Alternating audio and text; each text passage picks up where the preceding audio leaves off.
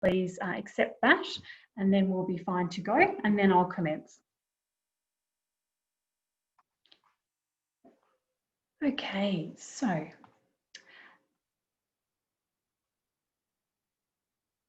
at Monash, I'm not quite sure how much you may or may not know about us. We are Australia's largest business school, and we do rank ourselves quite highly as far as research and other areas of study, as well as extracurricular opportunities. So we do sit with what we call the triple accreditation, and with that means that we are ranked in the top 1% of business schools in the world. So by way of how that reflects your study experience and how that reflects the quality of education you receive, you will be open to learning from academics who are at the top of their fields, as well as being with people who are also like-minded, like yourself, innovators, forward thinkers, etc. And in addition, there are ample opportunities to take your studies beyond the classroom and overseas, hopefully when we can again, as well as into the workforce and industry placements. So, in the business school, we have two types of degrees. They are what we call post and pre-experience programs. Now, the post-experience programs are programs basically where you are required to either have work experience or a cognate, which is a relevant bachelor's degree, and or certain units of work experience that may be required, or a significantly high GPA, or WAM as we refer to it as. The other type of degree that we offer is the pre-experience programs. Now, those programs are perfect for those students who may have recently completed their bachelor's degree and who haven't undertaken any work experience, but they might also be good for people who are really interested in changing their field of work or research and shifting into an area that they think would better suit them. So be mindful of that when you do look online at our programs, the pre and post experience programs. Now, I'll delve in a little bit further as to what we do offer in this space, but this tends to be quite an important place to start.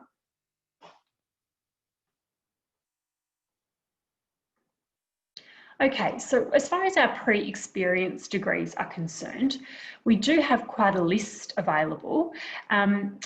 We start from the graduate certificate, graduate diplomas of business, where students can choose a sequence of units in which they want to undertake under a theme, or students can undertake units that are across a variety of areas of interest. So you might wish to undertake units in management, as well as units in accounting or finance or business law. Or you might want to undertake units specific to one of those areas to upskill or to pivot yourself in the workforce. So the graduate certificate and graduate diplomas of business are open to all students who have either completed a bachelor's degree or if you have significant work experience. So it's open to all types in that respect. Moving down, we've got the Masters of Professional Accounting, and we've got Actuarial Studies, Advanced Finance, Banking, Finance, Business Analytics, Applied Economics and Econometrics, Professional Accounting and Business Law.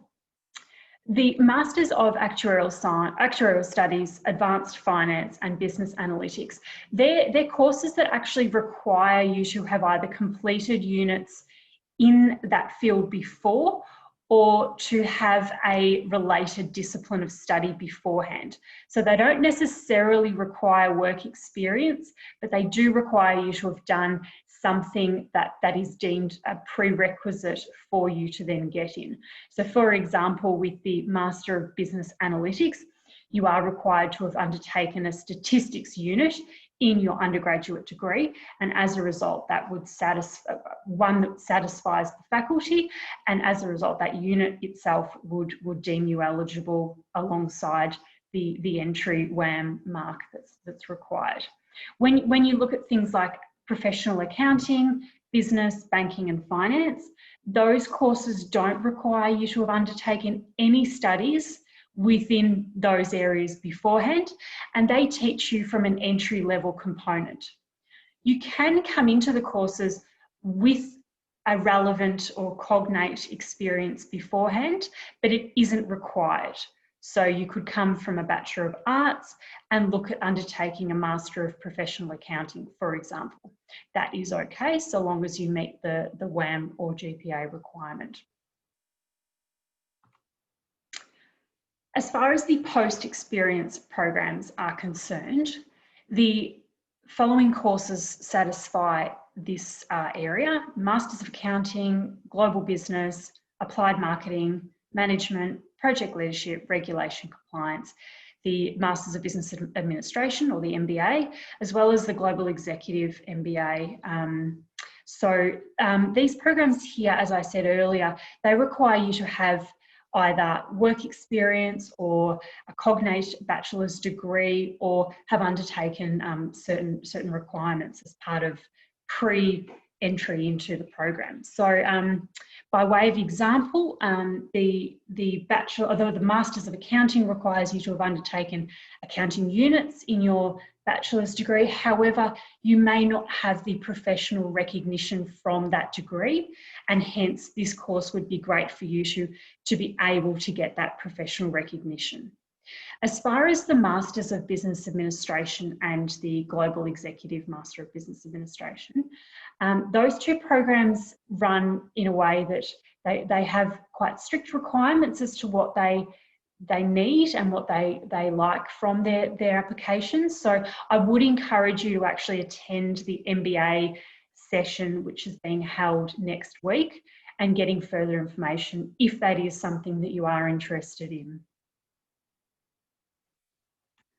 So I might just quickly run a poll before we go further, and I'm just going to ask you which option might suit you best as far as defining yourself.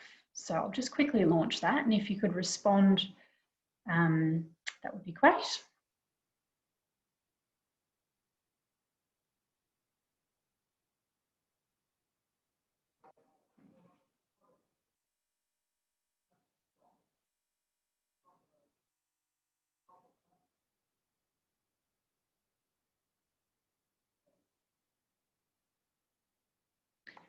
Okay, perfect. So it looks like most of the students we've got here today have current undergraduate students, but we've got a couple of students who are prospective students who have got work experience as well. So really good to see some variety.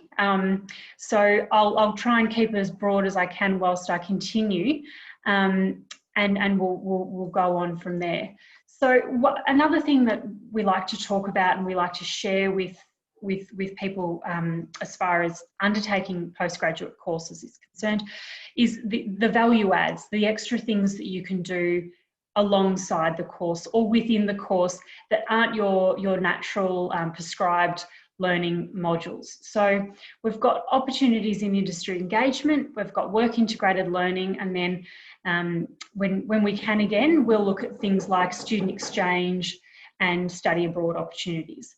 So as far as industry engagement is concerned, basically what happens is you can work on projects that are undertaken both outside of the workforce but also inside the classroom that may have a focus around a certain business case or a business model where something isn't necessarily working out. You work in your class group, you try and figure out and nut out a problem, and then you bring it to the professionals in the workplace, and you share your solutions and your problem solving with them.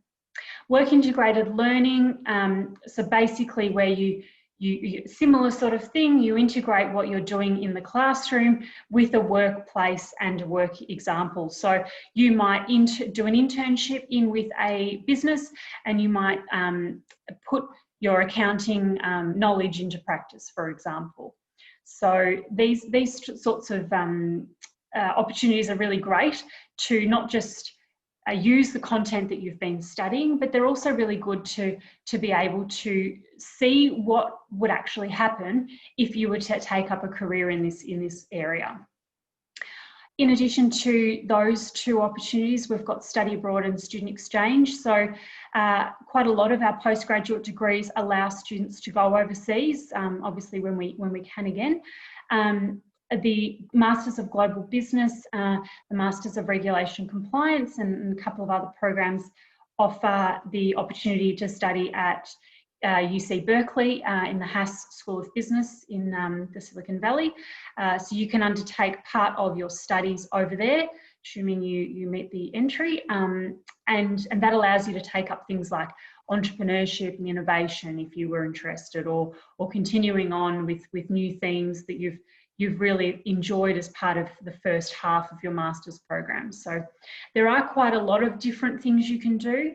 We also have short-term exchange opportunities under normal circumstances where you would spend either maybe 2 weeks in our Prato Centre in Italy, and you would learn about European business and development, for example, and you would work together with a whole lot of Monash students and a Monash academic, and you'll go over and work, and then you'll come back and you'll submit a project or a report afterwards when you return from that. So there's lots of extra opportunities for you in the master's space as well.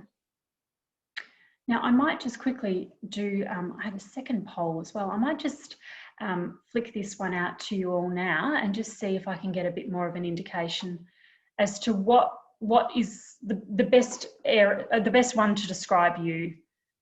I know we're in a very sort of challenging time in the workforce, so it's good to know what people are wanting to get out of their studies.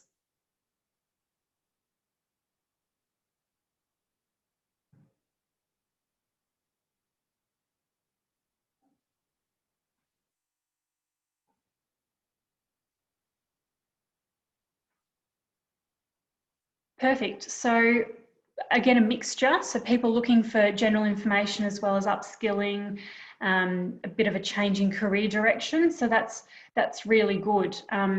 So I might just shuffle down to the next slide. Okay, now have we got any questions today? Feel free to pop them through the chat. I don't want to spend all of my time sitting here talking to you and telling you all about what you should and shouldn't be doing. So it'd be really good to get a bit of an indication as to what you might be looking for, if there's somewhere where we can direct you for more information, etc., etc.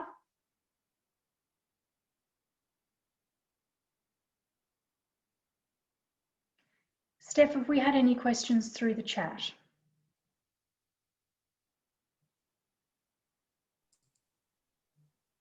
Hi, there's a question on how flexible are the courses? How flexible are the courses? Yeah.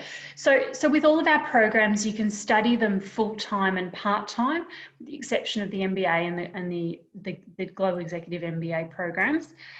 So studying it in a way that's flexible to you and your priorities as a domestic student anyway. International students have got requirements around visas and whatnot. So please make sure you adhere to those requests. But as far as your study is concerned, you can study 2 units a semester, you can study 3 units a semester, or 4, which is a full-time course load. There's also a mixture of face-to-face online study as well. So some of your classes might require you to do pre-work online and some research and listening to a couple of videos, and then coming into a webinar for a few hours with your classmates and working on a problem-based response and working through things in collective learning environments. There's also the opportunity to study of an evening or during the day, depending upon the units you're looking at, as well as things like what we call block units, which is where you do a unit over a condensed period of time. So rather than doing one subject per semester over 12 weeks and you come in for a day or 2 at a time, you instead do maybe 3 days a month, and then you do that until the subject is complete. So there is quite a variety and quite a mixture. Each individual course has different options, and there's a bit of overlap as well. So I would encourage you to have a look at the area of study flyers, as well as the information on the course specific pages that I believe Steph's been sharing through on the chat for you all. So yeah, there is a lot of flexibility as far as postgraduate courses are concerned. Yeah.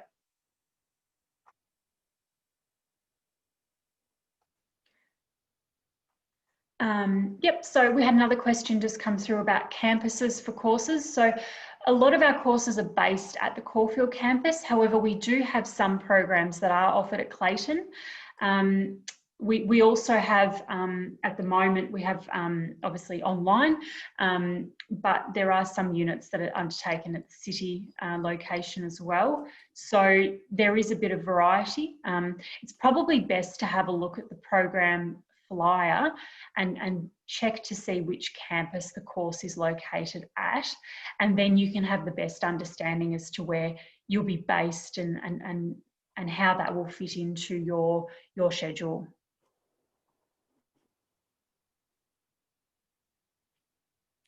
I have another question that come through. Yep. What are the pathways to the master's qualifications? Okay, perfect. So if you don't meet the entry requirements into the master's degree, you can undertake a graduate certificate or graduate diploma. And in that graduate certificate or diploma, we would strongly encourage you to undertake units that are relevant to and that fit in with the master's degree of your interest, if possible. So if, for example, you were looking at undertaking a Masters of Business, however, you don't get the entry requirements for the Masters of Business, we would encourage you to look at units that are available in the Masters of Business to undertake as part of your graduate certificate or diploma, because then you'll be able to bring those units across as credit into the master's degree.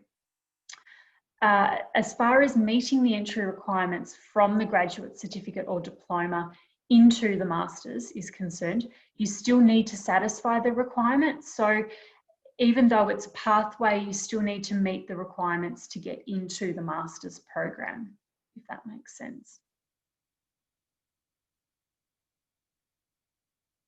I think we had another one from, yep. So how often would you go on campus? So if you're studying full time, which is obviously your 4 units a semester, you would look at roughly 3 contact hours a week for each unit. In addition to that, if you were wanting to work on projects with your classmates and whatnot, you would be looking at doing further hours either at the library or in a tutorial room and study space at your own discretion. We do have some great facilities, so I know that not everyone can work or study at home, so it is important to know that the library is available to students as well as special postgraduate study spaces for people to go to have quiet study time. So we do encourage you to utilise the resources that are available for you and get the most out of your experience. Yeah.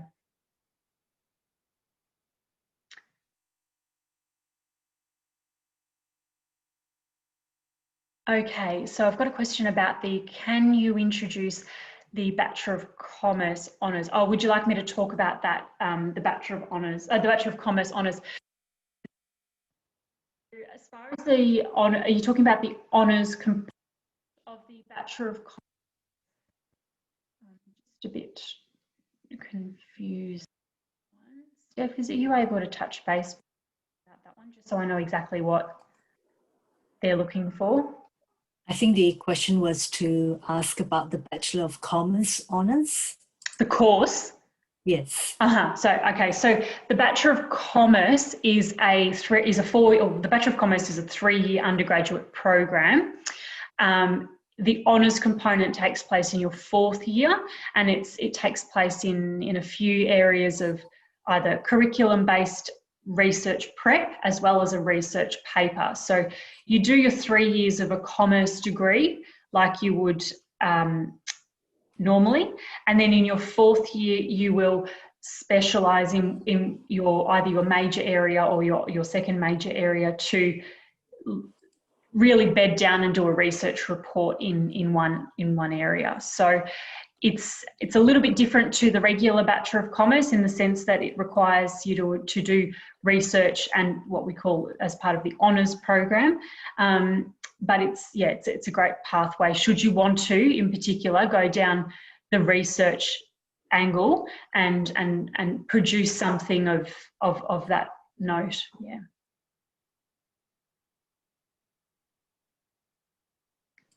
Any other questions come through? There's another question, Natalie. What is the assessment system like, and is this different to undergraduate?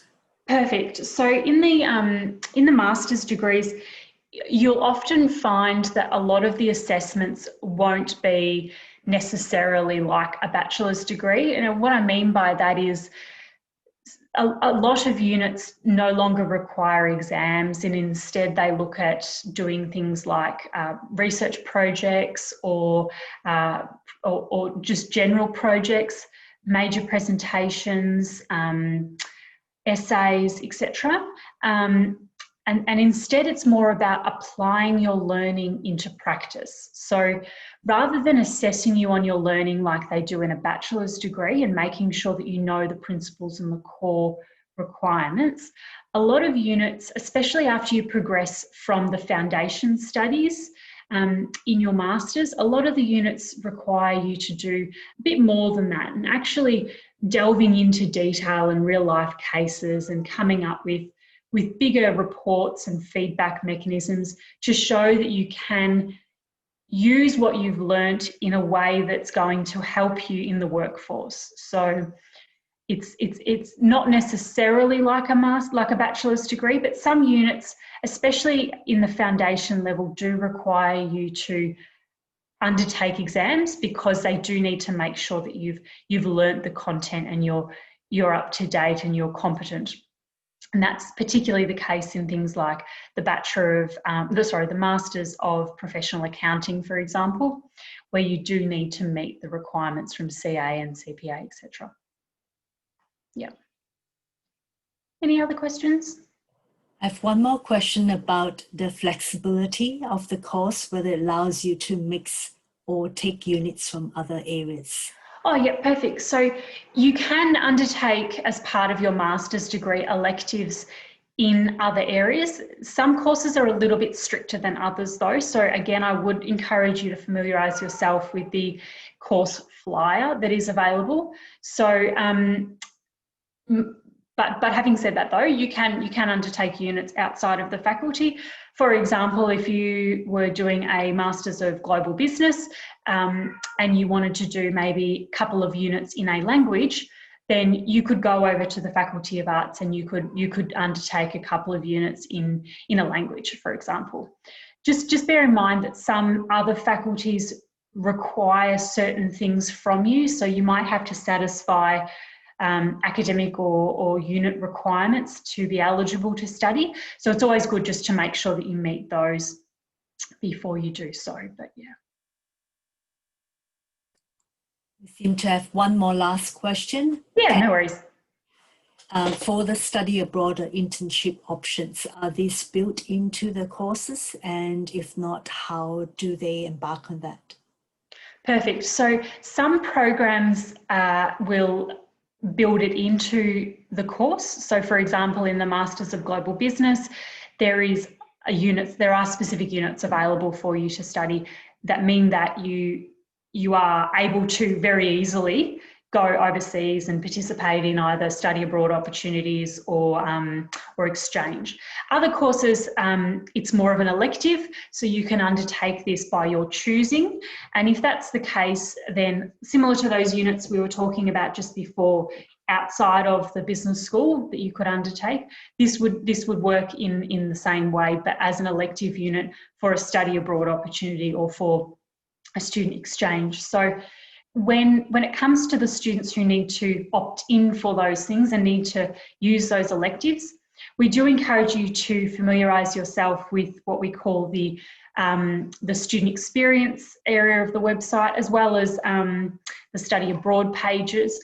And those pages provide you with really up-to-date information as to which units are going to be offered in which semester, and who they're targeted at, who's eligible to participate, and also when exactly they will happen, because what you'll find is that some of the units will take place outside of semester. So you might go either just before Christmas, or you might go in the mid-year break instead of doing it within semester. So they do vary in when they're offered. So it's really important to make sure that you familiarise yourself with those. We also do circulate a lot of information via email to students to ensure that they're kept up to date with things like internships, work integrated learning, study abroad, etc., etc. So, yeah. Hopefully that's answered your question. Anything else, Steph, or are we all? I think that's it. That's it. Perfect. Okay, well, I think we're just on time anyway, so that's perfect. Look, I would just like to thank you all for coming today. As the slide that I've got sitting here suggests, please, if you do want to find out more, come along to any of our other graduate events or register for a one-on-one consultation. So if any of those courses sparked interest for you, some of them are available as a specific webinar throughout the fortnight. There are also the opportunities to engage with academics specifically and having a one-on-one conversation about your case with them, and being able to figure out what's right for you and how we can help you and fit you into a program that you will get value out of and you will enjoy. So thank you very much. And I will stop the screen sharing now, and I will see you all again soon, I hope. Thank you.